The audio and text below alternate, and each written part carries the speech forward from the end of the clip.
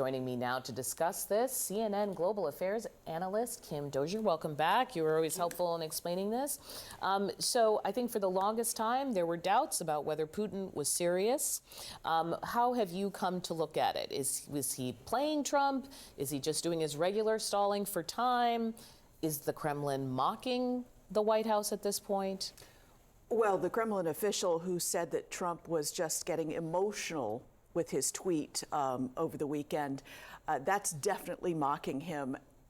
When you ask Ukrainians and Europeans, why won't Trump do something that might anger Putin?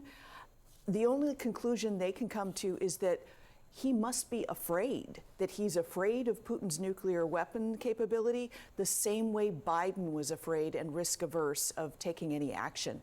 What they're looking for is, Germany just lifted its limits on long-range weapons. It's said to Ukraine, you can use Artaris missiles to hit Russian command and control nodes inside Russia, Russian security lines. Which was a very big deal. It was a big deal when the U.S. did it, right, under the Biden administration, because it was a sign of escalation. In a limited fashion. In a limited fashion. But I think it's significant because at the time, I think Putin and Russia, their take was, if a nuclear power gives you guys the ability to send missiles over here, we're going to take that as a threat and act of war.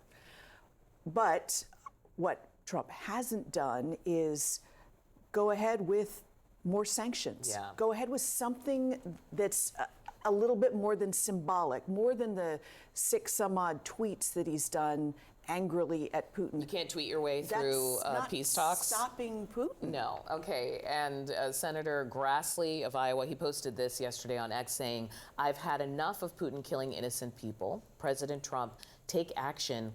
At least sanctions." Trump saying he's considering it. Now, I wasn't clear whether we were sanctioned out when it came to Russia. Like, have we reached the max point? Is there more to be done? What would it look like? What the Lindsey Graham bill would do would sanction India, China, Europe, anyone who's still buying oil from Russia, oil, uranium, et cetera. So it wouldn't sanction Russia as much as you could sanction the people that are still relying on Russia's supplies, because any money going into Russia feeds into the war machine. Still, Russia finds way around a lot of these sanctions. Sanctions are painful for about 6 months. Has the tariff situation made it worse? The U.S. tariffs around the world? I mean, it sort of forced everyone to go looking for other partners. It has, but I mean more in terms of informal trading or China, North Korea, et cetera, providing avenues for Russia to import, et cetera. But the symbolism would be enough to, I just visited Ukrainian troops close to the front, and they are watching everything that Trump says.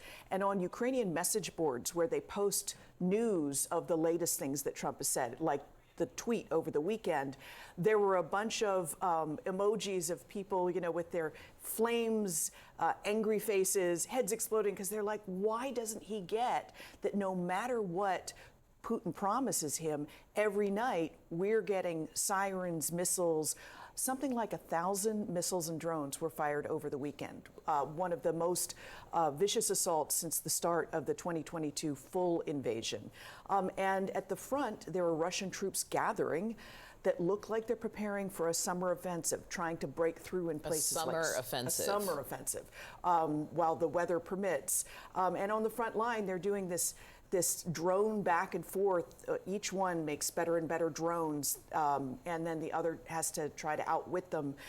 And the troops I spoke to said, look, if you would just keep supplying us weapons, we're not asking you to die for us. Please tell Trump we're willing to fight. And, that's the message that Zelensky keeps giving. But Trump gets angry that Zelensky is trying to call him on his silence and inadequacy when it comes to stopping Putin. But I appreciate you saying that it's not Zelensky on his own just being a big personality. There are people on the front lines who their lives are at stake in this situation. All right, Kim Dozier, thank you, as always.